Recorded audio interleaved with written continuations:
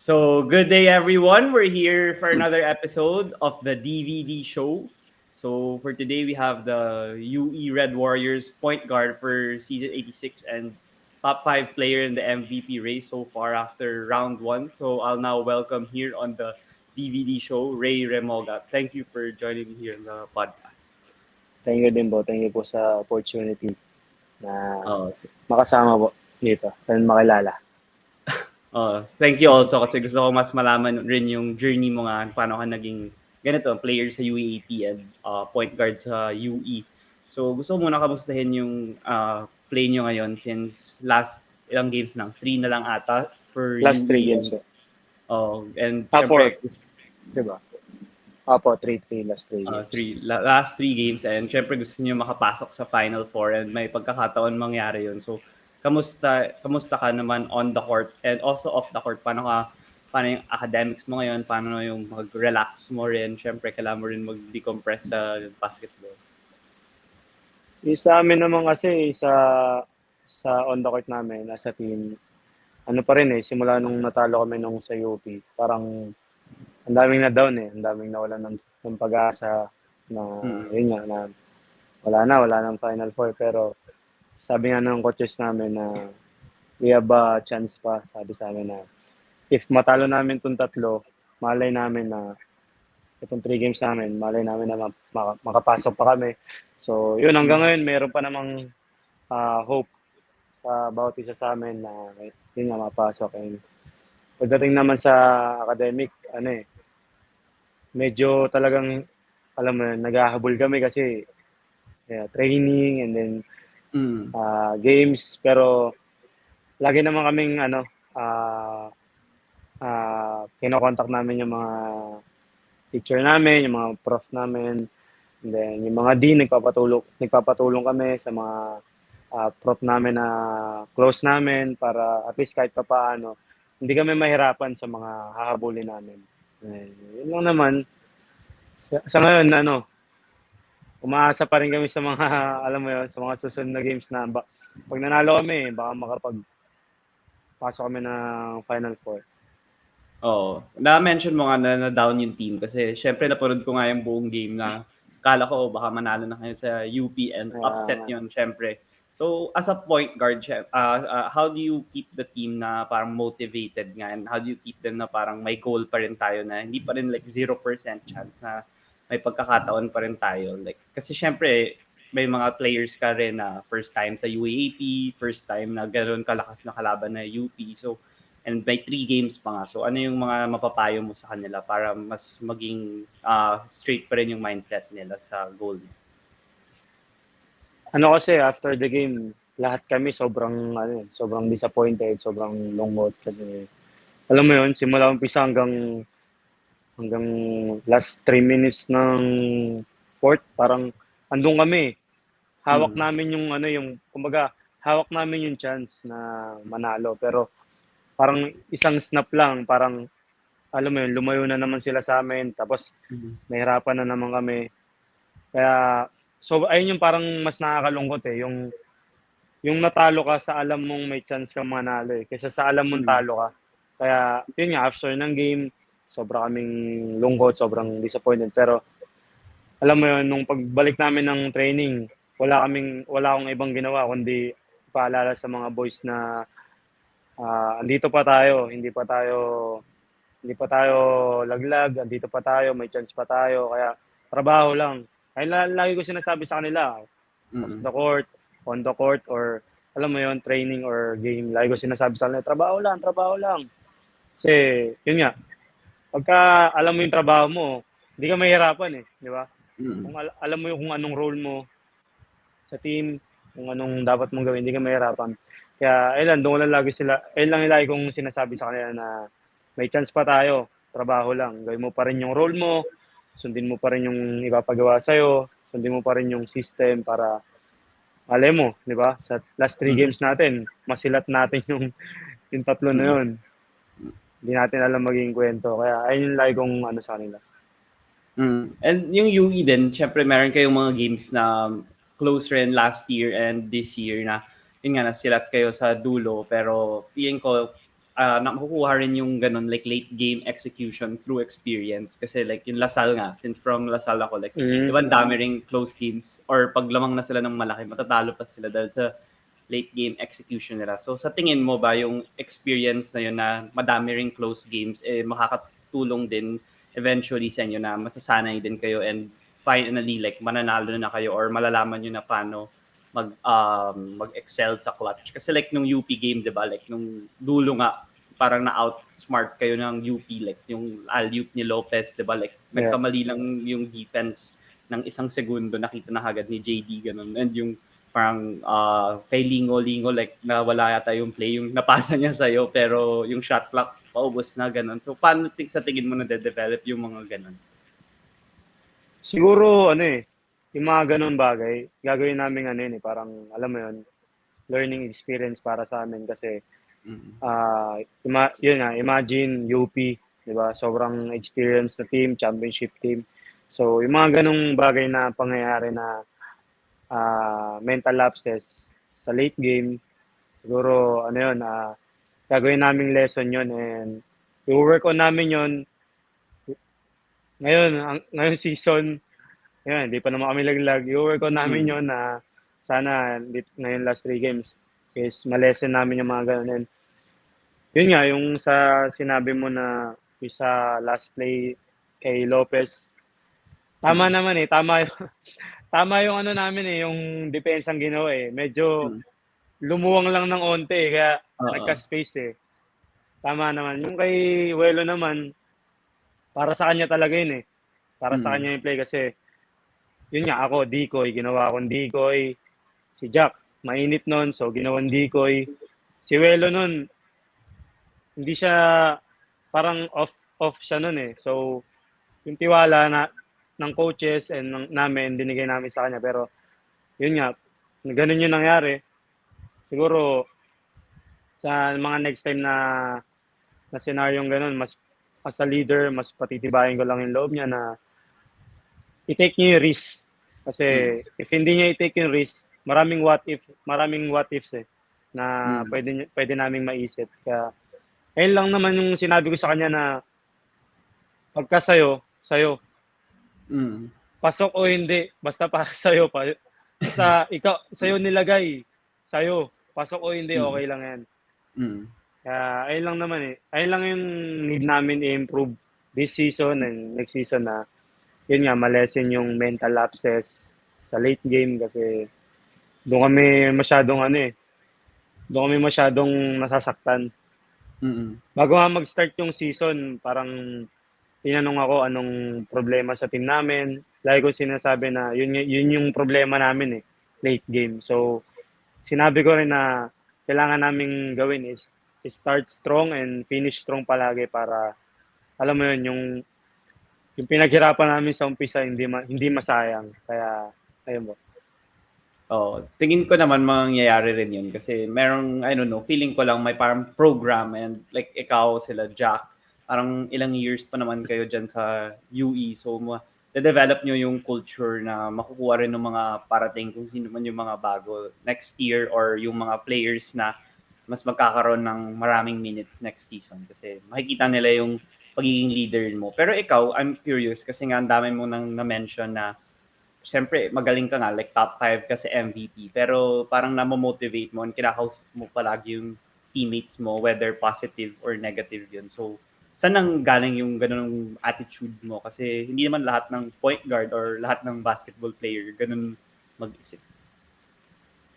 Siguro nang galing yun sa mga sa nakukuha ko ring experience sa ibang player. Kasi ako learner ako Alam mo yun, gusto kong matuto palagi kahit na meron akong alam. Parang mas pinag-aaralan ko pa ng detalyado para alam mo yun. Parang gets mo yun na in time, ma-share ko rin sa ibang tao. Kaya natututunan ko siya sa mga kuya ko rin Like, ng FPU days, sila Kuya RJ, yun nga, sila Kuya Polly, na andiyan dyan, last year, sila Kuya Harvey. Alam mo yun, kung ano lang yung experience na binibigay nila sa akin nung time na yon nung rookie ako, ayun lang din yung palagi kong sinasabi sa kanila na binibigay ko sa kanila as motivation or para mas ma-inspired sila maglaro or alam mo yun, mas tumibay yung mentality nila, yung tapang nila sa loob ng court. Kung ano lang din yung sinasabi sa akin ng mga kuya ko, ayun lang din yung sinishare ko sa kanila, hindi yung basta may masabi lang ako as a leader. Alam mo yun, Mm. kumbaga kung ano yung sinasabi ko, galing yan sa mga naging successful na eh. Kumbaga, Mm. sundin na lang natin. Ayun yung lagi ko Oo. sinasabi sa kanila. Ayun po. Oo.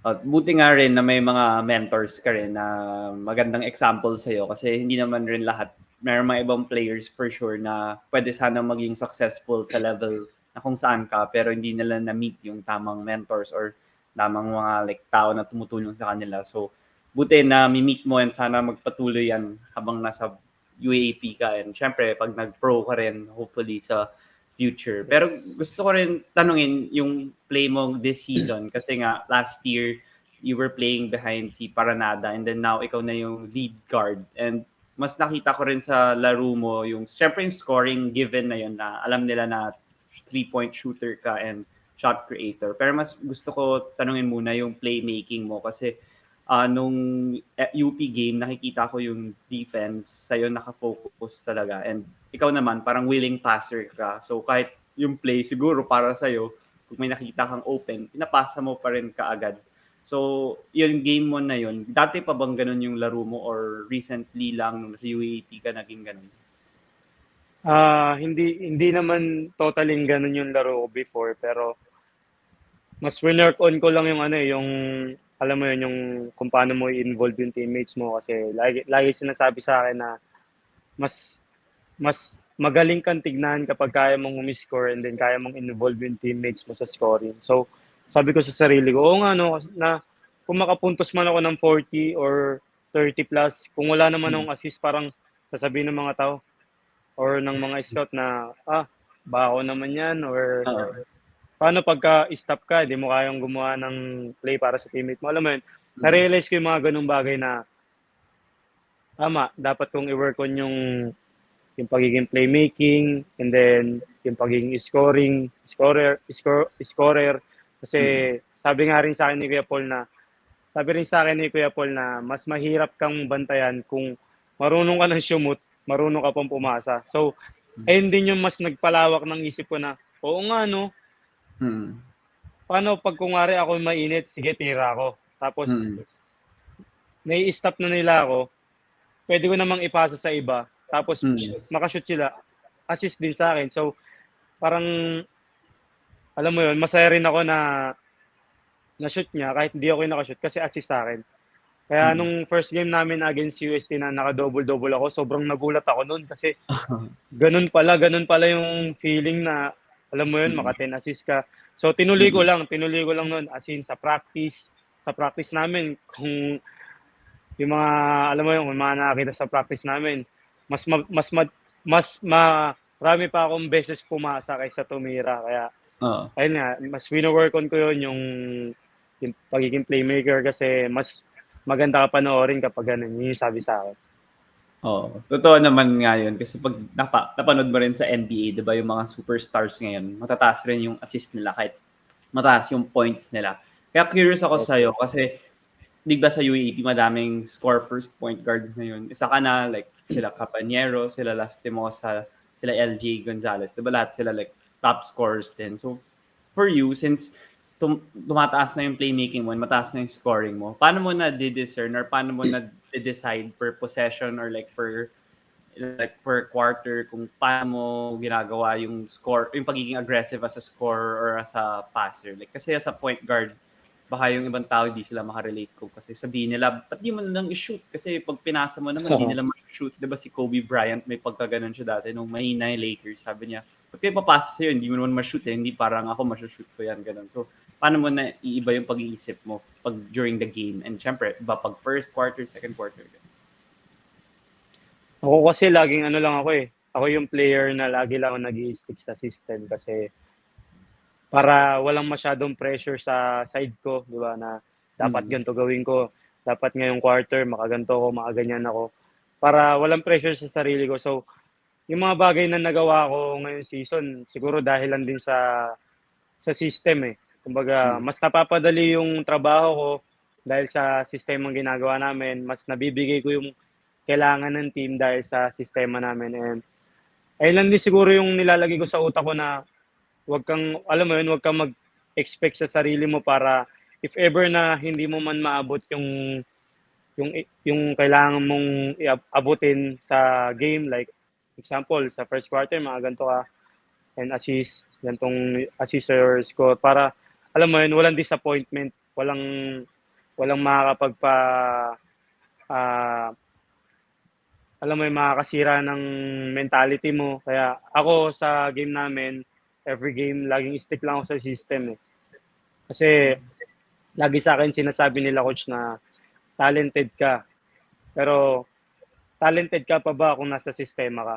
Kaya Mm. ayun, parang tinake ko lang yun as challenge eh na, oo nga no, talented pa rin ba ako, skilled pa rin ba ako as a player pag nasa system or Mm. hanggang legal labas lang ako or hanggang Oo. practice lang ako. So, tinake ko lang yun as challenge and then yun nga, eto, nagbunga naman.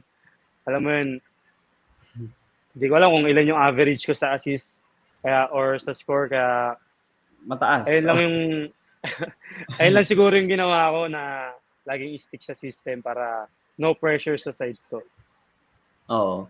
Pero yung pagsi-stick sa system, like siyempre ngayon nagagawa mo na madali na siya sabihin. Pero nung umpisa mahirap ba yun? Lalo na nung yun nga sinasabi mo yung kumare sa ligang labas, nakaka 30-40 points ka, wala namang masyadong system dun. And pag inisip mo, like si Michael Jordan actually, yung best example, like stats-wise, nung umpisa nung career niya, ang taas, pero hindi sila nag-champion. And nag-triangle offense sila kay Phil Jackson, di ba? Nanalo sila ng 6 na championship. So, tama nga yung sinasabi mong ganun. Pero nung umpisa ba, nahirapan ka? Kasi syempre pag yung ego mo, di ba? Like, nakaka-shoot naman ako ng marami, ba't ko kailangan sundin yung system? And minsan, baka nananalo ka pa kahit madami kang na-shoot na ganun.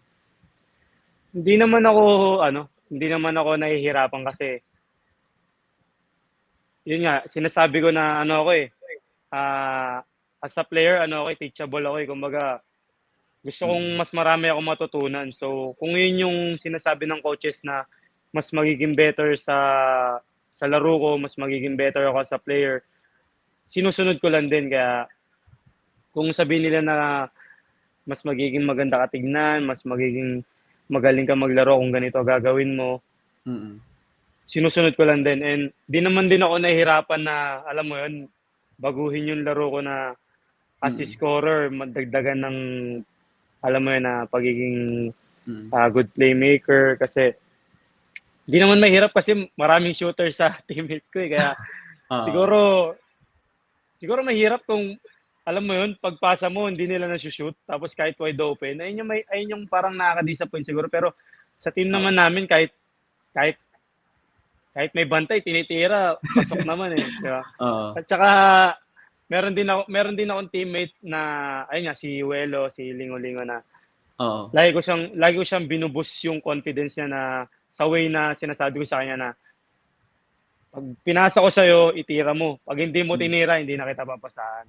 Ayun lagi ko sinasabi sa kanya, pagka dinribble mo yung bola, hindi na kita papasahan. Kaya pag pinasa ko sa kanya, kahit na may tao sa harapan niyan, titira niya ng ilitira kasi Catch and shoot siya eh. alam niya pagka dinribble niya or hindi niya tinira, hindi ko na siya papasahan.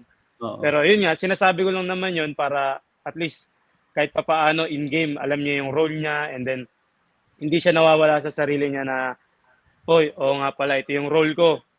Catch and shoot, hindi ko na kailangang mag-dribble, mag-create para sa sarili ko. May tao nang nagki-create para sa akin. Kaya ayun lang naman yung sigurong nagpapagaan ng trabaho ko as a point guard eh. Yung mga shooter sa team ko sa paligid ng court.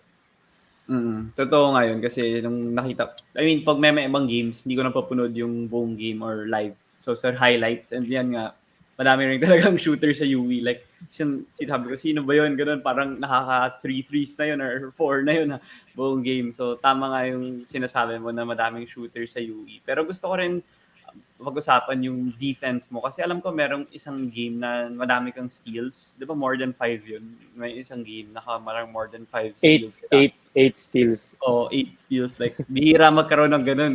3 nga lang ata mahirap na sa UAAP or 4 eh. So 8, 'di ba? Parang pang 2 to 3 games na yung number na yun. So ikaw, yung defense mo naman, kailan nag-start sa tingin mo na nag-improve yung defense mo, and do you think na malaki pa yung improvement na kailangan mo gawin sa defense? Kasi pag point guard ka and two-way player ka, mas mahirap ka mababantayan din. Kasi syempre pag magaling ka, gusto ko nila i-target sa defense para mapagod ka sa offense. Pero kung two-way player ka, hindi na nila magagawa yun. So maybe pwede mo ikwento yung story mo rin sa defensive side.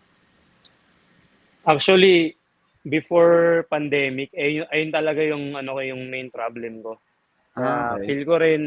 feel ko rin kaya hindi ako kinuha ng FEU eh. Kasi Mm. sobrang hina ako sa depensa before.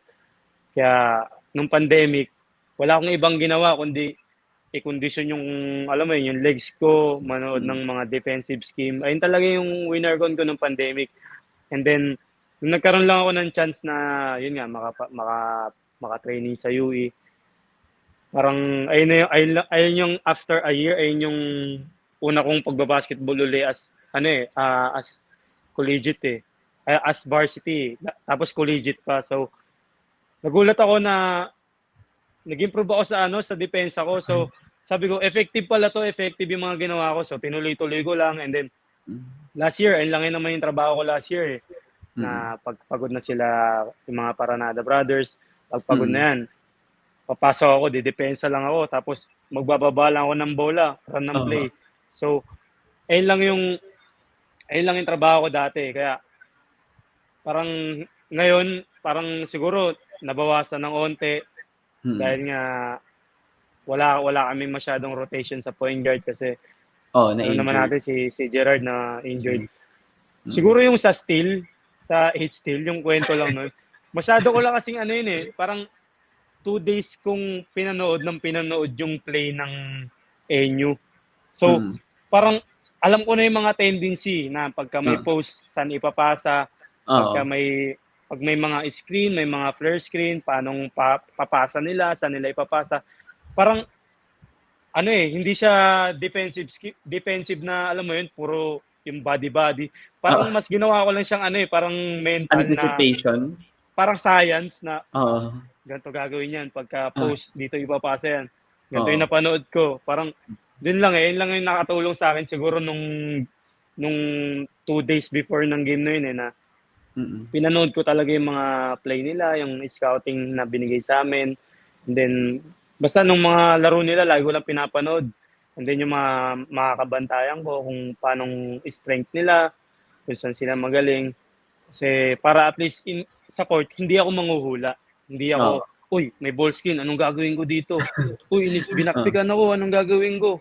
Oo. Kumbaga, niready ko rin yung utak ko, niready ko Mm. yung katawan ko, niready ko yung mindset ko.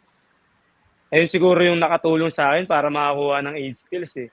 Mm. Yung panonood ko ng plays nila ng paulit-ulit talaga hanggang sa, alam mo yun, yung muscle memory na ng utak ko yung nagsasabi na, ganito gagawin yan, ganito gagawin yan. Oo. Kaya siguro yun yung nakatulong na makakuha ako ng ganong karaming steal. Sobrang galing nagulat rin ako nung nakita ko kay Sir Pong ata yun, Sir Pong Ducanes, na almost, I don't know, triple-double or quadruple-double ka nung game dahil malapit na 2 steal na lang eh. So, kakaibang milestone yun na nagawa mo. Pero I'm curious kasi na-mention mo nga na more of sa science siya or sa anticipation more than like physical na on-ball or off-ball defense. So, kailan nag-start yun na mahilig ka manood ng film kahit mag-isa ka lang or kahit di kasabihan, kasi may mga ibang players na gusto lang maglaro pagka nandiyan na yung kalaban, sige laro tayo, ganyan, 5-on-5. Pero hindi nila masyadong inaaral yung kalaban nila the next game or parang wala silang passion na gano'n na or hindi nila naiisip na gano'n dapat yung gawin. So, kailan nag-start yun and ba't mo tinutuloy din yung gano'n? Nag-start lang siya, sa totoo lang, nag-start lang talaga siya nung this season eh. Like, nung Hmm. naramdaman ko na kailangan kong gawin 'to, hindi lang para sa sarili ko, kumbaga para sa team na rin, para at least alam ko kung ano man yung sabihin ko sa kanila sa depensa, sa opensa, alam ko na yung sasabihin ko sa kanila is tama. Hindi yung basta, oy, leader ako dito, pagsasabihan kita, ganito gawin mo, ganito depensa gawin mo. Hindi eh. Oo. Kumbaga, yung sasabihin ko sa'yo, ayun yung ginagawa nila. Ayun yung Mm. gagawin nila. Kaya, simula nung season yun eh. Actually, pre-season eh. Oo. Kumbaga, kada game namin, papanoorin namin yung after ng game namin, papanoorin namin yung replay ng game namin, and then kung sino man makalaban namin, kung sino man makalaban namin next game, papanoorin ko kung sino makakabantayan ko. Ayun lang yung ginawa ko pre-season. Doon siya nag-start eh. Papanoorin ko kung sino yung babantayan ko sa next game namin. Para at least, yung mentality ko na ready ako sa'yo. Mm. Alam ko gagawin mo, alam ko strength mo, alam ko weaknesses mo, alam ko saan ka magaling. Ready ako sa'yo. Kumbaga, pag nandun ka, hindi yung, shit, yung gagawin na ito. Shooter ba to? Maghuhula ka lang. Slasher ba Oo. to? Playmaker ba to? Or scorer ba to? Para at least alam ko yung defensive scheme din na gagawin ko, or as offense naman, alam ko kung anong offense bibigay ko sa kanya, kung mahina ba siya dumipensa. Doon lang siya nag-start eh, actually, nung preseason. And then, na-develop ko lang siya nung season na, parang before season kasi, parang 1 month before season, nagkaroon ako ng parang ano eh, hindi ko siguro anxiety, yung parang naramdaman ko na parang naisip ko na, uy, ako na nga pala yung leader. Ako na pala yung first five nito. Ngayon, first five ngayon, kasi dati, hindi eh. Kumbaga dati, third group Less ako na parang, pressure. less pressure eh. Parang, alam mo yun, pag may game kinabukasan, sasabihin mo lang sa sarili mo na, okay, 5 minutes ako, 10 minutes bukas, trabaho ko, yun lang, ganun lang. Parang ngayon, nag-iba na, ako na pala, time ko na pala.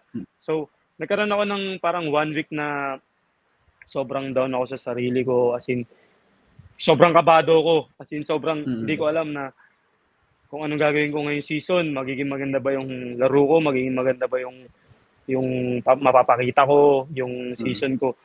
Tapos, parang, nag-pray lang ako eh.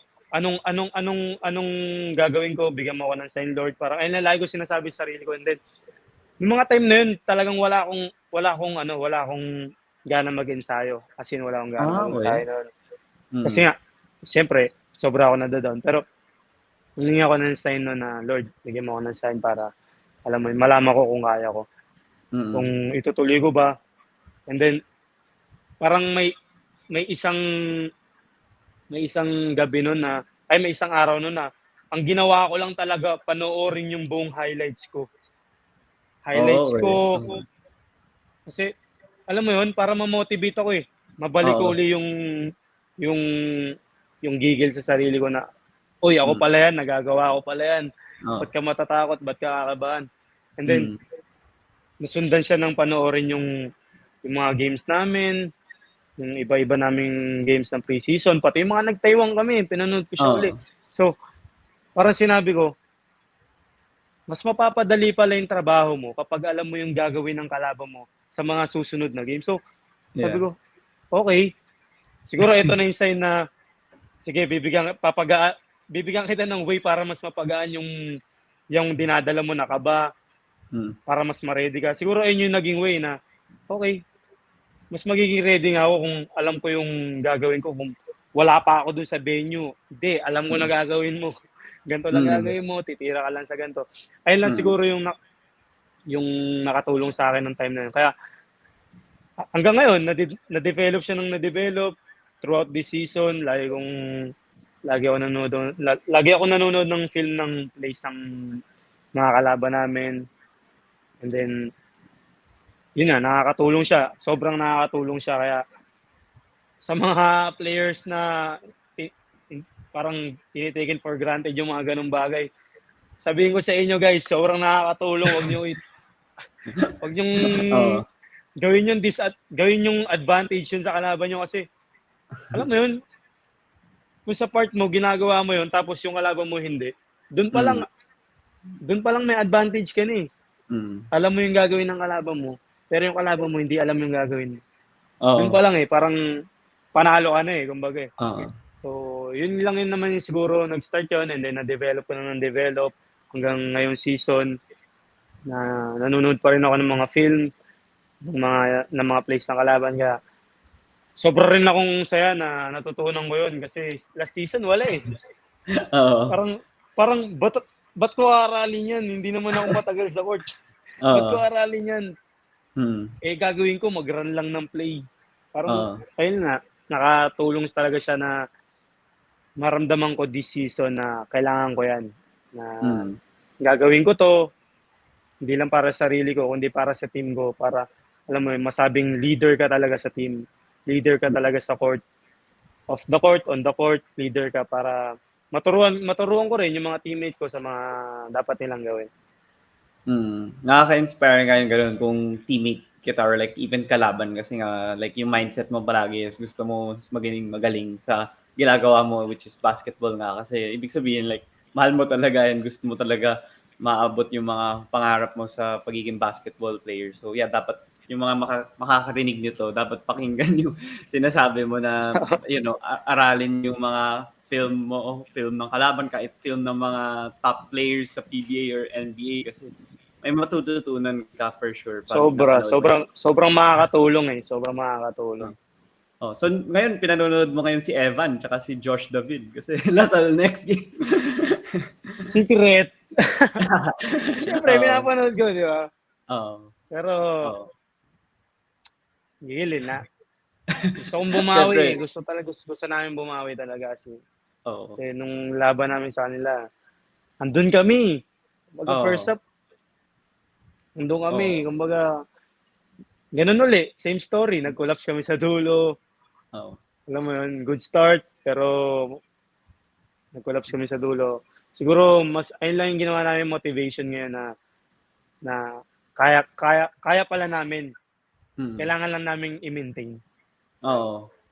Isang run lang yun nung Lasal nung third ata. Nun lang sila lumayo Pero nung first half, di ba lamang kayo like 13 points, 11 points ata nun. So, never know talaga sa mangyayari sa linggo. Pero gusto ko tanungin yung sinasabi mo rin kanina na kay Coach Jack kasi parang ikaw may tiwala ka talaga sa mga players mo and for sure yung coach mo rin, si Coach Jack and the coaching staff, yung tiwala rin nila sa inyo mataas. And may nakita akong mga articles kasi na ang dami niyang mga sinasabing mabuti tungkol sa'yo, lalo na nung sinabi nga na MVP contender ka and may chance ka magka-mythical 5. So, si Coach Jack, paano niya binibigay yung trust sa inyo? Kasi parang mas solidified yung roles niyo ngayon. Alam niyo nga yung gagawin na kanina mo pa kinikwento. And yung ibang mga schools or ibang teams, hindi lahat ganun na parang solidified yung roles, alam yung gagawin. Paano niya nagawa yun sa team niyo? Siguro nabigay niya sa akin yung trust niya nung preseason pa eh. Kumbaga, nung preseason, ang daming nawalang point guard. Si Kyle umalis. Tapos, yung iba namin teammate umalis hanggang ang naging senior na lang. Ako, si Abdul, sila Hilbuena, sila Josh. Kumbaga, doon nag-start na, Noy, sa'yo na to. Ikaw na yan. So, nung time na yun, siguro, sa una, kinakabahan ako, di ba? Parang, teka, pangalawang year ko pa lang. Parang, wag muna. Wag muna, pangalawang year ko pa lang. Baka hindi ko pa kaya. Pero, yun nga, in-overcome ko lang eh. In-overcome ko lang yung parang challenge na yun. And then, yung pre-season, parang, nagkaroon kami ng league, nagkaroon kami ng games, mga tune-ups. Tapos, maganda nagagawa ko. Parang, doon na nag-start na, Noy, tuloy mo lang yan. Tuloy mo lang yan. Nandito lang ako sa likod mo. Suporta. Basta gawin mo lang din yung ipapagawa ko sa'yo. Parang ganun yung nangyari na, okay, bibigay ko sa'yo yung tiwala ko. Basta gawin mo lang yung gusto ko mangyari. Kumbaga, win-win situation eh. Binigay ni Coach yung tiwala niya sa akin. Binigay ko naman yung kung anong gusto niyang ibigay ko sa kanya na laro. Kumbaga, yun na yun eh. Tapos, na-develop hanggang sa malapit na yung season. Tapos, first game, maganda yung laro ko. Tapos, doon na yun. Parang doon na nag-start lahat ng yung tiwala sa akin ni Coach na alam mo yun, i-lead yung team. Na, lagi nga sa amin sinasabi ni Coach, laging sinasabi sa amin ni Coach, sa amin ni Abdul na kung saan kayo pupunta, doon din kami pupunta ng team. So, doon pa lang parang, alam mo yun, hindi lang tiwala ng coaches yung binibigay nila sa amin, kumbaga tiwala ng bawat isa, tiwala ng bawat players namin na kayo yung mangunguna para sa amin. Parang doon pa lang parang sobrang nakakalambot ng puso. Kahit na nung time na yun sinasabi nila pagalit, pero alam mo yun, sa nararamdaman ko parang okay, galit ka pero parang parang sobrang na-overwhelm ako no'n na Oo. okay kung saan ako doon kayo. Okay, sige Mm. gagalingan ko. Parang gano'n. Oo. Nangyari kasi yun nung kailan ba nangyari? Nung Adamson, nangyari yun nung Adamson. Okay. First round. Nung Oo. first round kasi Oo. sobrang bad start ako no'n, eh. Parang Okay, oo. first half 4 points. Oo. 4 points lang ako no'n. So, Hmm. nagalit si coach. Nagalit siya na, "Ano ba, gusto niyo ba maglaro? Ikaw, Mm. gusto mo maglaro?" Sigaw ako, "Opo, coach." Mm. Parang do'n niya na sinabi na, kung saan niyo gustong pumunta, do'n din kami lahat pupunta.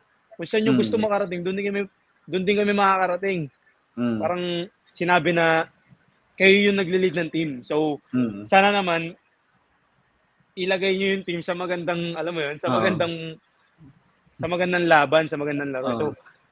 nung time na yun parang di ko alam kung maiinis ako or kasi Siyempre parang emotions, eh. oo, Oo. unang-una, or Mm. feeling ko stop ako nun kasi 4 Mm. points lang ako ng first half. So, nung after nung dugout na yun, sobrang down talaga ako nun, as in lumabas ako nun, nakatuwalya Mm. ata ako nun or basta nakatuwalya ako nun. Then may mga teammates ko na, "Noy, Mm. alam mo na, isipin mo ligang labas." Parang ayun yung sinabi Mm. sa'kin na, Mm. "Isipin mo na lang ligang labas. Labas mo yung Mm. laro mo, Noy." Parang alam mo yun, sa ganung way parang mas nafi-feel ko na, uy, binibigay pa rin nila yung tiwala nila sa'kin kahit na first half 4 points ako. Kaya Mm. nung time na yun, nung paglabas, sige, parang after ata nun naka 11-0 run ako ng mag-isa or Oo, ikaw 10-0 lang run ako mag-isa. mag-isa. Oo. Oo. So, sobrang Mm. nun, sobrang parang dun na mas nag-boost yung confidence ko nun, and then dun ko na nagigets sila coach na alam mo yun, kung ba't nila binibigay yung trust nila sa'kin kasi Mm. may nakikita silang, hindi ko nakikita sa sarili ko siguro na Mm. kung ba't nila ako pagtitiwalaan ng gano'n. Kaya sobra rin ako natutuwa, na nabibigay nila coach yung gano'ng tiwala na hindi nila binibigay sa ibang player kasi yun nga, Mm.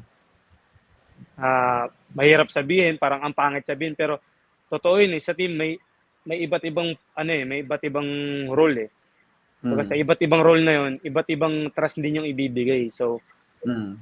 sa part ko, as a leader, as a point guard, and then sa role ko na binigay sa akin ni coach, sobrang saya, sobrang saya lang talaga ako na yung trust na binibigay niya sa akin is sobrang laki talaga. As in, off the court, o may gustong, "Noy, pagsabihan mo nga 'yan, Oo. titigas yung ulo." Oo. Alam mo yung gano'ng bagay na sa Mm. isipin ko, "Coach, Bakit dapat ikaw ikaw? magsabi diyan. Coach, ikaw Oo. yung coach, eh." Pero Oo. alam mo yun, mapapaisip din ako na, oo Mm. nga pala nagtiwala si coach sa'kin na as a leader dapat kong gawin 'to. So, ako naman sinusunod ko lang din, kung Mm. sinong inuutos niya mapagsabihan para at least kahit papaano na-practice ko rin yung sarili ko na mas maging, alam mo yun, mas maging better na leader, Mm. hindi lang sa game, hindi lang sa laro, kundi sa, alam mo yun, off the court na Mm. pagsasabihan ko yung mga bata na, "Hoy, umayos ka, Mm. ganito na yung sitwasyon mo, Mm. ganito gawin mo para maging maayos." Kaya ayun lang din, do'n ko lang din mas nafi-feel yung tiwala na binibigay sa'kin nila Coach Jack na kahit na hindi ko trabaho, binibigay nila sa'kin, eh. Kumbaga Mm. pagsabihan yung players, trabaho na ng coach yun, pero sa gano'ng way mas nafi-feel ko, mas natutuwa ako na grabe naman, sobrang laki ng tiwala ni coach sa'kin. Oo, sobrang Ayun, maganda ngang pakinggan 'yun na tumataas yung tiwala niya kahit sophomore ka pa lang, and yung ibig sabihin nga may nakikita nga siya na mataas yung future and potential mo sa basketball. Kaya hindi lang siguro as a player, like as a shooter or as a playmaker, pero kahit yung pakikisama mo sa mga teammates mo and sa mga tao, siguro may nakikita rin niya na kaya mo gawin 'yun. Kaya I think yung tiwala niya talaga sa'yo mataas yan hanggang kahit kailan magiging mataas yan. Pero yung isang pagiging mataas rin yung tiwala niya sa'yo is yung syempre outside shooting and yung ibang mga players din. Hindi lahat may green light shoot like ng mga shots na sinushoot mo lalo na ng FU game na naka 34 ka. So, yung ganun, paano mo na kukuha yun na paano kayo nagko-communicate ng coach or ng mga teammates mo na okay lang i-shoot yan, like some fans or some people baka sabihin nila bad shot yan pero hindi nila naiintindihan na nakadalawang sunod ka na before that. So, feeling mo yung basket parang nasa sobrang laki and pwede mong ma-shoot kahit anong i-shoot mo. So, paano mo nakukuha yung ganong green light and paano mo explain sa mga tao na, na ganun talaga yung mga shooters and yung pagiging pag-develop mo rin na kailangan mo rin syempre i-develop yung confidence mo sa ganung level. Hindi ko masabing may green light ako tumira ng ganong kalayo kasi siguro kung di pumasok yun, magagalit si coach sa akin Pero yun nga, pumapasok. So, habang pumapasok, mas nabibigyan ako ng chance na tumira uli ng ganon. So, ako naman, hindi lang naman ako basta tira-pasok. Kumaga pag na-feel ko na, sablay na ako. Sige, pasa naman ako. Pero as long as pumapasok yung mga tira ko, kahit malalayo, titira ko talaga Kaya, pero siguro supportive lang si Coach Jack na pag na-shoot, shumot, sige, tira mo lang, bahala ka. Tira mo lang. Pag sumablay, okay, sablay. Heat check yun, coach, heat check. Gaganon yung si coach. So, ayun lang siguro yung yung masasabi ko about doon na wala namang green light Kumbaga, as a coach, si Coach Jack, as a coach, parang, sige, pumapasok naman tira mo lang. Pag hindi pumasok, balik ulit sa system. Parang gano'n So, nakakatulong din yung mga teammates ko na rinig ba ako? Kasi may drums dito naririnig. Malinaw po ba? Malinaw. So, siguro nakakatulong din yung mga teammates ko na nagbo-boost din sa akin na, sige, tira mo lang. Pag sumablay ako, syempre magsasorry ako na, sorry bro. Sige, tira mo lang. Laro mo yun. So, nakakatulong din sa akin sa way na, sa part na yun na, alam mo yun na, kahit pala na sumablay, okay lang So, binabalik ko lang din yung ganong trato nila sa akin na, as a playmaker, pagka kahit yung shooter ko, 3 beses sumablay yan, papasahan ko pa rin yan Kumbaga, yan yung role mo Kumbaga, hindi yung parang pina-feel nila sa akin na, hindi, role mo yan. Kumbaga, role mo mag-take ng risk. Diba? So, tuloy mo lang. Ayun lang yung lagi sinasabi sa akin. Sa green light na yun, parang, ayun lang yung masasabi ko Kung sumablay yun, panigurado, magagalit sa akin si coach. Pero wala sumushoot So, nabibigyan lang siguro ako ng parang license lang nung time na yun na, sige, tuloy mo lang. Kasi every time na pag sumushoot ako, di ako tumitingin kay coach Pero pag sumablay ako, titignan ko yan, gaganon na yun sa akin Pag gumanon na yun sa akin, calm down. Doon na mag-i-start yung parang, okay, sige. Pasa ko na uli, stick na uli sa system. Ayun lang siguro yung masasabi ko sa part na walang green light guys. Pag mainit ka, pag kay coach, pag mainit ka. Pag hindi ka mainit, hanap ka ng ibang mainit. Kumbaga, totoo naman para sa team, di ba? Kumbaga, kung ano makakabuti sa team, yun lang naman yung gagawin ko Ayoko rin naman na parang kahit nagsasablay na ako, tira pa rin ako ng tira kasi inaalagaan ko rin naman yung field goals ko. Yung mga attempts ko, pinipili ko rin kasi siyempre, pangarap ko rin makapag-pro. So, yung mga scouts, ayun lang din yung tinitignan na syempre. Ano ba to? Maganda mo mag-decision to? Pilit ba to? Or parang efficient. Tira pasok, efficient ba to sa game? Pero ayun lang din yung yung parang gusto kong gawin.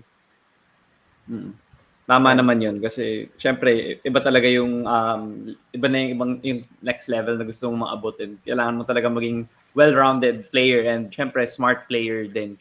Pero syempre hindi pa natin napag-usapan yung childhood mo and upbringing. Gusto ko lang pag-usapan yun kasi napag-uusapan ko sa mga guests ko yun and na-inspire din yung mga nakakanood kung saan ka nanggaling and madami ka nang nakwento nga sa mga success mo and mga masasaya mong mga nangyayari ngayong mga past 2 years sa UE. Pero gusto ko muna mag-backtrack ng content. Kwento mo naman sa amin kung saan ka lumaki. I think sa Cavite. Pero saan ka lumaki? Like, saan specific na like area? And ano yung mga ginagawa mo nung bata ka? Like, basketball player ka na ba? Or may mga ginagawa ka bang iba nung bata bago ka na pamahal sa basketball? So yeah, kwento mo lang yung story mo dun. Lumaki ako sa dito lang sa Quezon City. Kasi Okay. sa may Barangay Tatalon, Quezon City lang ako. Sa along lang yun, Quezon Ave or Araneta Ave, kung alam mo yun.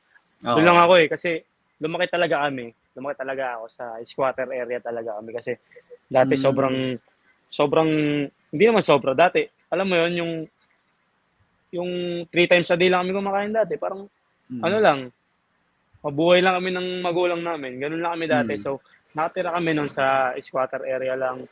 Sobrang talaga, kumbaga kung tawagin, hood yun eh.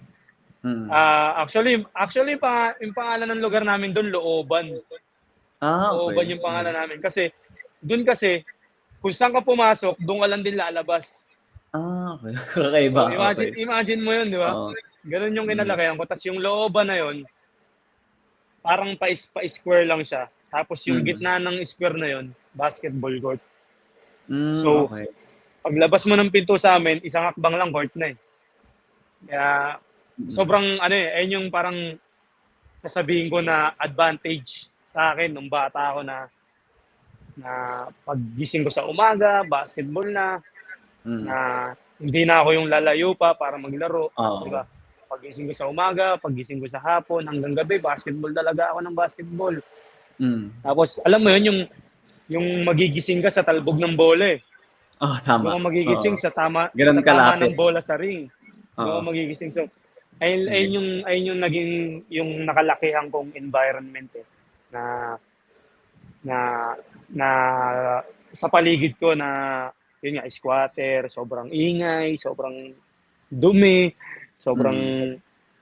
pero proud ako na sa ganung lugar ako lumaki, sa ganung lugar ako nagsimula kasi kung hindi naman baka kasi kung sa ibang kung sa ibang environment ako lumaki baka iba rin yung pangarap na tinahak ko eh. Kumbaga iba rin yung naging motivation ko kaya ayun nga naging advantage sa akin yun yung malapit sa court and then bata ako sobrang strict ng parents ko noon na ayaw niya akong sumasali sa mga ligang labas.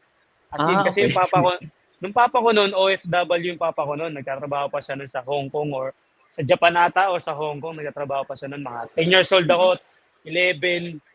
Ayaw nila akong payagan magligang labas. Pero ang hindi nila alam, magpapaalam lang ako. Dati kasi uso sa amin yung renta ng bike eh. Tapos mag-iikot ka lang sa loob lang, mag-iikot ka lang sa loob ng looban namin. Ngayon, ang ginagawa ko lang dati, papaalam lang ako, renta ng bike. Pero hindi nila alam, yung bike na yun, kami na mga kababata ko, dadayo na kami niyan sa iba't ibang lugar. Dadayo na kami sa medyo malalapit sa amin, sa mga 300 meters away lang mula sa amin. Ganun lang una kong na-experience na dayo eh. Tapos, galit na galit yung mama ko noon na, ba't ka pupunta ron? Sobrang delikado ron. Ba't ka pupunta ron? Pag ikaw nadali-dali dyan. Kasi nga, nung time na yun, as in sobrang, kung tawagin yung lugar namin, Little Tondo. Ayun na lang. Wow. Sobrang delikado talaga noon. Kaya hindi ko rin masisi yung mama ko noon kung bakit siya sobrang protective sa amin. Pero wala eh. Siguro, yung puso yung pagmamahal ko sa basketball, parang ayun yung nag-push na, sige na, maglaro ka na dyan. Para sa'yo yan. Para maging may experience na yan. Kumbaga, ngayon ko na-realize na yung mga ganung bagay, ayun yung nakatulong sa akin para, alam mo yun, magkaroon ng tapang sa loob ng court, magkaroon ng puso, magkaroon ng gigil, yung mga typical na basketball player na kahit anong laki mo, kaya kita, yung mga gano'ng Oo. bagay. Ayun yung nakatulong sa'kin, eh. So, yun nga, pinagbabawalan ako nun na bawal lumabas. Pag-uwi ko nun, papaluin pa ako ng mama ko nun. As in Mm. as in palo talaga. So, Mm. ako the next day hindi na ako siyempre grounded ako nun, hindi na ako makakalabas, ganyan. Pero 'pag lumabas uli ako, gano'n lang din uli gagawin ko, Same na lang. paulit-ulit na Paulit-ulit. paulit-ulit kasi Oo. kasi wala akong ibang ano, eh, wala akong ibang kaibigan 'no. Wala akong Mm. ibang alam na gawin kundi basketball talaga. Hanggang sa yun nga, tumatanda na ako, mga 14 naintindihan na ng parents ko na kung bakit ko ginagawa yung gano'n. Kasi nga Mm. do'n na rin nag-start na parang sinuportahan na nila ako, eh. Kasi parang nakikita nga nila na may potential. Kasi nung 14 ako parang sumasali na ako sa liga, mga 19 under. Tapos Mm. 14 pa lang ako nun. Pero nakakasabay talaga ako. Kumbaga hindi lang hindi lang ano, eh, hindi lang yung, "Uy, bata yan, sali yan." Mm. Hindi. Kumbaga nakakasabay ako. Kumbaga nakakapanis ako ng mga mas Mm. nakakatanda sa'kin. So, dun na nag-start na suportahan nila ako, sali ng ligang labas, ganyan-ganyan. Tapos meron pang time na before kasi 6 PM bawal na kami lumabas nun, bawal na kami lumabas, as in bawal Maaga na. yun, Kasi Oo. kasi uso nun dati yung kidnapping. Sobrang Okey. sobrang brutal yung lugar namin yun na ang dami talagang nawawala na bata, ganyan. So, Oo. 6 PM bawal na kami lumabas. Pero may senaryo na na championship namin nun, na nung bata kami na lahat ng teammate ko ata or ibang mga kababata ko parang pinaalam ako sa magulang ko na, "Sige na po, palaruin niyo na po si Noy. Last Oo. game na lang po, championship na po kasi namin." Ano, parang ako nandun lang ako sa loob ng bahay. Ta's parang alam mo yun, 'di ko alam kung maiiyak ako, tapos parang, sige na ma," gano'n, gaganon Pero gano'n. sila yung "Sige na." nagsasalita. Oo, Oo. parang, "Sige na." Tapos pag-alis nila ako naman yung nakiusap sa parents ko, parang, Mm. "Sige na ma, eh, pangarap ko 'to, eh, ito lang naman gusto kong gawin, eh. Mm. Tsaka kailangan nila ako dun." Yun yung mga parang sinasabi ko dati na kailangan Mm. nila ako dun. Kasi Mm. kaya kaya nakapasok ng championship dahil sa'kin, eh, yung Mm. kumbaga para payagan ako. So, yung time na yun parang, "O sige, sasamahan ka namin." "Sige, Oo. sige." Oo. Ayos kaagad ako ng gamit nun, sige. Sama ako, kasama yung parents ko nun, nag-finals kami. So, yun nga, nakuha namin yung championship, Mm.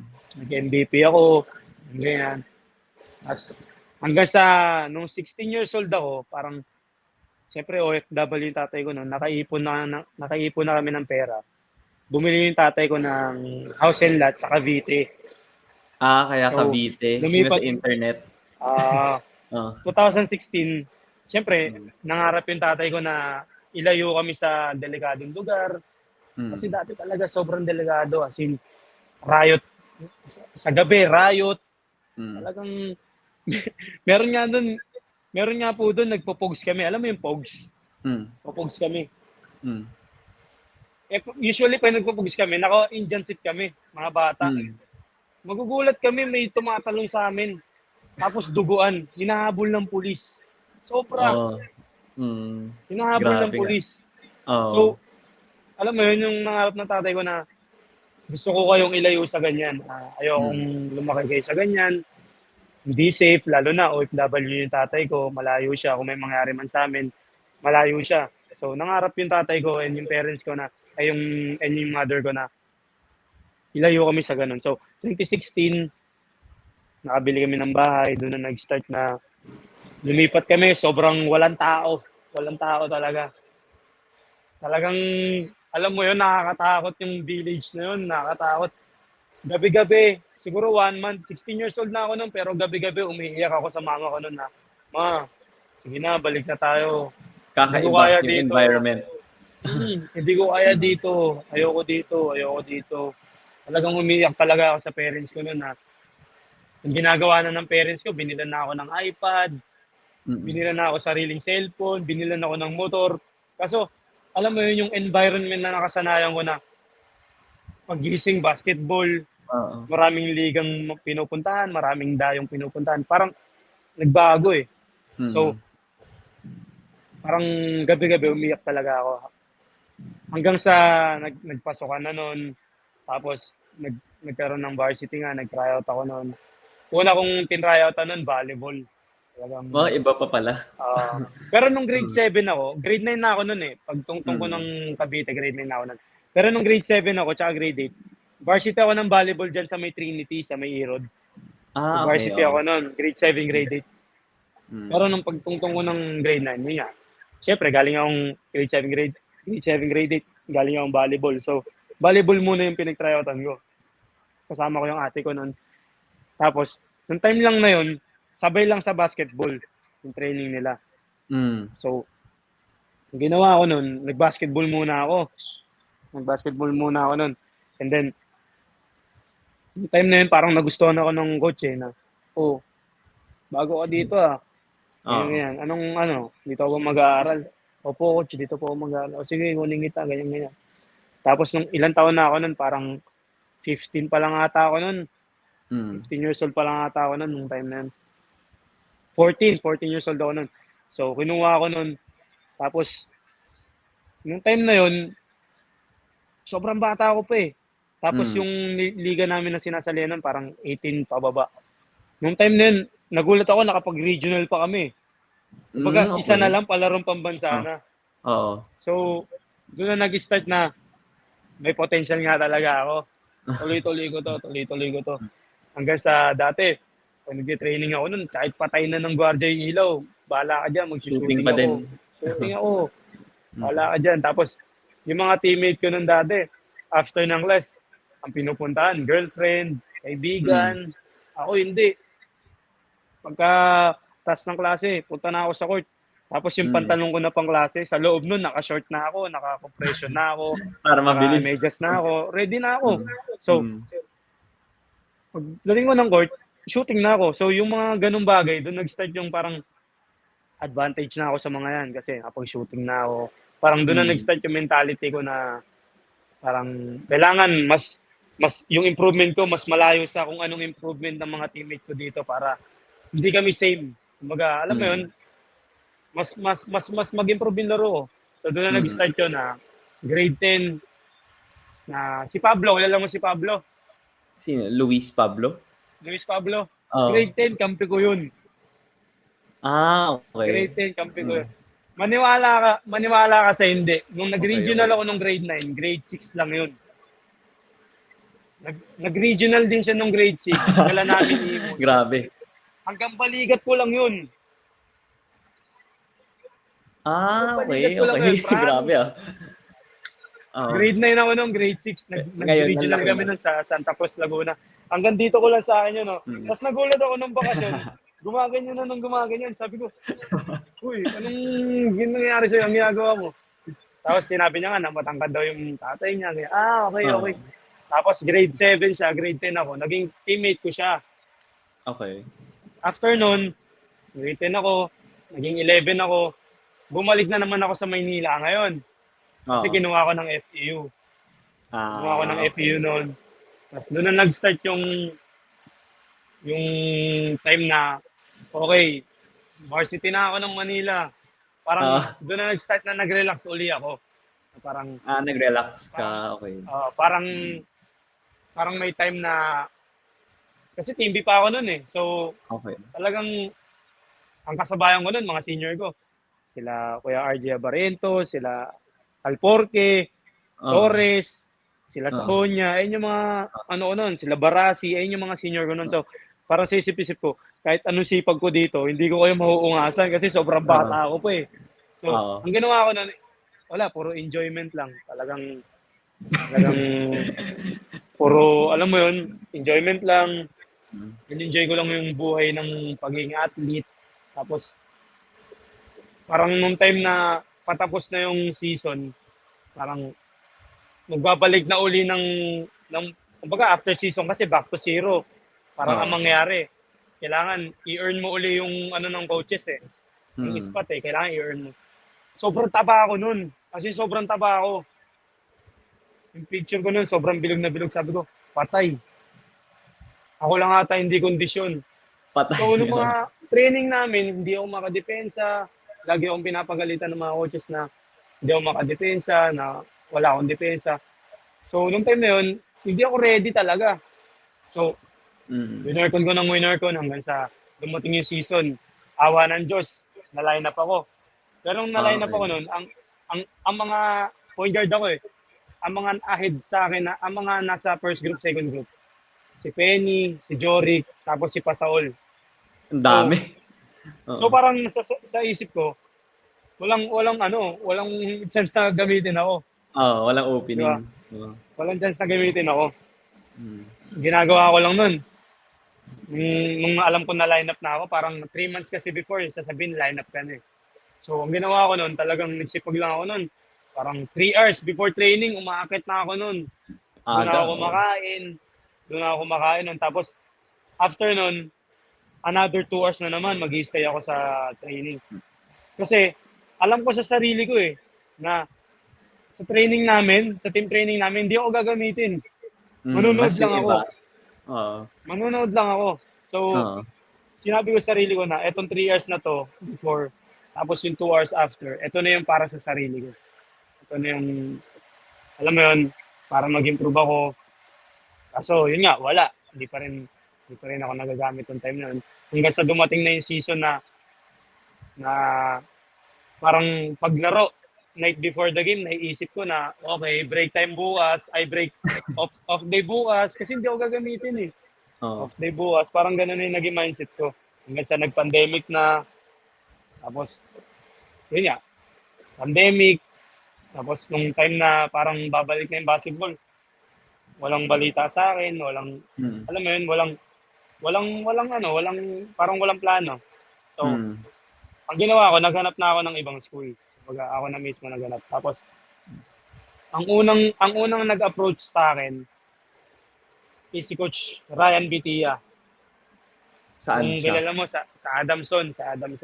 Okay. Yung maliit na coach na medyo, alam mo yun, medyo Okay. chubby ng konti. Oo. Chinat niya ako na FEU pa siya nung dati, chinat niya ako na, Noy, Ray patawag yun sa akin nun eh, na Mm. pag natuloy ako sa paglipat, kunin kita. Mm. Sabi niya ganun sa akin. Mga bandang May pa yon ng 2021, bandang May ng 2021. Mm. Chinat niya ako ng ganun na, kung natuloy itong lipat namin, kukunin kita. Tapos Oo. chinat ko pa siya na, Coach, anong school po yan? Para at least, di ba, masabi ko sa parents ko na, meron na akong school na ano. Mm. Sabi niya sa akin, sasabihin ko pag sure na. So, yun nga, nung May yun eh. Tapos nung November, si Tito, chewing ko kasi si RR Garcia eh. Oo, nakita Kumbaga, ko nga. Oo. pinsan ng tatay ko yun eh. Okay. So, si Coach Jamike, which is yung coach niya, that time sa Mm. Phoenix, Oo. nirecommend niya ako. Okay. So, nag-training ako noon, bubble season, nag-training ako. Nakisabay ako noon. And nung time na yun, condition ako. Tapos yung ibang player noon, wala sa condition. So, advantage siya naman Advantage. sa akin yun. Oo. Advantage siya naman sa akin kasi Mm. condition ako eh. So, nakasabay ako noon. Ang condition lang sa kanila noon, si Clint lang. Si Camis lang Okay. ang condition sa Oo. kanila noon. Si Scams. Harvey, Oo. wala pa sa condition noon. Kaya Oo. nung time na yun, parang feeling ko kaya parang nangibabaw ako kasi wala sa condition sila eh. Kami, Oo, ganun nga. nakakasabay ako kay Iskamis. So, after nung Oo. training na yun, sabi sa akin, kunin kita. Sabi ni coach niya, kunin kita. Huwag ka na mag-training sa iba. Huwag ka na mag-try sa iba. Laline up na Mm. kita ngayon. Sabi ko, Coach, grade 12 pa lang po ako. Mm. Sabi niya, grade 12 ka pa lang ba? Sige, balik ka sa akin next year. So, November nun. Nagbabol sila nung November. Tapos, Oo. after nung bubble, parang walang balita sa akin. Hindi na nila ako na-contact. So, nung June 2022, si Coach Ryan, Ray, Oo. punta ka sa Adamson, training ka. Training kami. Maganda naman yung naging training ko noon. Actually, nakapag-tune up pa ako noon against FEU eh. Okay. FU pa. Oo. Maganda pa yung nalaro ko noong time na yun. Oo. So, akala ko, Adamson na ako noon.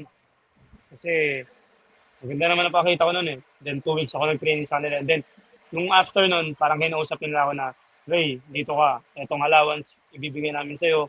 Pero, Mm. hindi ka pa malaline up. Next Oo. 2 years ka pa malaline up kasi si Jerome, may 2 years Nandito pa pa. siya. Tapos behind niya, si Polonia, behind niya, si Raylan Torres, behind niya, si Erolon. So sabi Oo, ko, ang sobrang dami. loaded na. Mm. Nung time na yun, parang nanghina na naman ako. Mm. Nanghina ako nun. Buti na lang, nung gabi na yun, na sinabi sa akin, tinawagan ako ni Coach Jack. May training kami bukas. Punta ka, alas 12. Mm. Nag-training ako. Pag training namin, nakala ko parang magta-tryout ulit ako. Yung pala, may offer na, parang, ito Ah, allowance mo. Line up ka na oo. kagad, line up ka na. So, Mm. nung training niyo, kinagabihan, tinawagan ko na si Coach Ryan na, Coach, pasensya na po, nakapag-decision na ako. UE po ako maglalaro. Kasi Mm. line up na daw po ako agad. So, Mm. yun na, doon na nag-start yung journey ko noon. Tapos, nagtuloy-tuloy na sayuin na ako until now, andito ako sa awa ng Diyos. Alam Mm. mo yun, nagiging maganda yung season ko. Kaya, sobrang tuwa lang ako na yung mga challenges na pinagdadaanan ko before na talagang iniyakan ko. Mm. Talagang, as in talaga na iniyakan ko. Isang linggo kong sobrang umiiyak, isang linggo kong sobrang tamad mag-ensayo. Mm. Parang sobrang saya ko na napagdaanan ko siya. Dahil Mm. kung hindi ko siya napagdaanan, baka wala akong wala akong pinaguhugutan lakas eh. Wala akong challenge na macha-challenge ko yung sarili ko na kaya mo yan, di ba? Sobrang proud talaga ako sa sarili ko na na-overcome ko yung mga ganun kasi kung hindi ko makakamit kung ano yung nakakamit ko ngayon. Hindi ko magagawa Oo. kung ano magagawa ko ngayon. Kaya ayun lang din siguro mapapayo ko sa mga kapwa athletes ko, sa mga hindi lang kapwa athletes sa mga kabataan na Oo. wag lang susuko talaga. As in, wag. Mm. Tapos, lagi lang kayong mag-lean kay God na wag niyo sarilihin yung problem, wag niyo sarilihin yung challenges sa buhay niyo. Lagi niyong isipin na meron kayong Diyos na pwede niyong paglingkuran, na pwede niyo sandalan, di ba? Ayun lang din kasi ginawa ko before na nung mga time na nagda-down talaga ako Mm. eh. Siyempre, yun nga, nasa tao pa rin yung gawa, kumbaga. Nasa tao pa rin yung gawa na yung magsisipag ka, sipag lang din, tapos lahat ng gagawin mo talaga, ibigay mo lang kay Lord, kumbaga iaalay mo lang. Kumbaga, lahat ng babalik sa'yo, sobrang magiging grateful ka eh. Kumbaga, eto Mm. hindi ko naman, sa totoo lang, ito yung MVP. Kumbaga, masama ako sa MVP candidate, kahit di ako MVP, parang MVP na ako eh. Oo. Oo. Before, hindi ko naman inisip yun eh. Kumbaga, Oo. ang pangarap ko lang dati, ma-line up ako. Pero Oo. wala akong pinangarap na maging MVP someday. Pero yung binigay ni Lord sa akin na talent para maging ganito, parang sobra-sobra eh, di ba? Mm. So, sobrang saya lang talaga na lahat ng challenges na yun, na-overcome ko, napagdaanan ko. Kaya, ayun. Mm. Maganda nga yung storya mo and madaming for sure matututo yung mga tao sa mga sinabi mo and yung madami kang mga adversities and mga paghihirap na napagdaanan pero lahat naman yun nakatulong sa tao na ngayon na successful ka sa UAP and sa UE. So pag napanood ng mga tao tong interview na mahigit 1 oras na, ano yung isang gusto mo talagang tumatak sa kanila kung may learning or lesson sila na makukuha sa journey and or career mo? Siguro, kasi halos lahat ng athletes, halos lahat ng players, same lang ng problema yan eh. Mm. Kumbaga, yun nga, yung mga challenges, yung yung kaba, alam mo yun, Mm. yung challenges sa buhay, yung mga homesick na ganyan. Same lang eh. Kumbaga yung Mm. mapapayo ko lang talaga na parang isipin lang nila kung para kanino yung ginagawa nila. Isipin lang nila kung para saan yung ginagawa nila. Isipin lang nila kung alam mo yun, kung bakit mo ginagawa yung paggising Mm. ng maaga para mag-ensayo, kung bakit mo ginagawa yung pakikipagpatayan sa ensayo, kung para Mm. saan lahat ng yun. Kasi lahat yun magpa-flashback eh. Mm. Pag inisip mo palagi yun, lahat magpa-flashback. Pag nag-flashback na, magiging motivation mo na siya. Na, Mm. oo nga pala, ito yung pangarap ko para sa pamilya ko. Gusto ko magkaroon ng ganito para sa pamilya ko. Ayun lang yung siguro mapapayo ko sa kapwa athletes ko na wag lang susuko talaga, as in laban lang ng laban sa buhay and then syempre hindi mo kaya na mag-isa yan. Kumbaga, Mm. sumandal ka kay Lord. Hindi mo kaya na mag-isa yan, pangako, promise. Hindi mo kaya na mag-isa yan. Hindi mo kaya ng sariling lakas mo, hindi mo kaya ng sariling galing mo. Kasi anytime pwedeng kunin ni Lord sa'yo yan. Anytime pwedeng isang ganun lang ni Lord, pwede kanyang gawing injury kahit sobrang galing mo, isang ganun lang. Oo. Di ba? Kumbaga, Oo. lahat ng gagawin mo, bigay mo lang para kay Lord. Si Lord na bahala mag-reward ng kung anong nararapat na effort na binibigay mo para sa pangarap mo and para sa kanya. Yun lang yung mapapayo ko siguro sa kapwa-athletes ko na yun nga, nagkakaroon ng pagsubok sa buhay.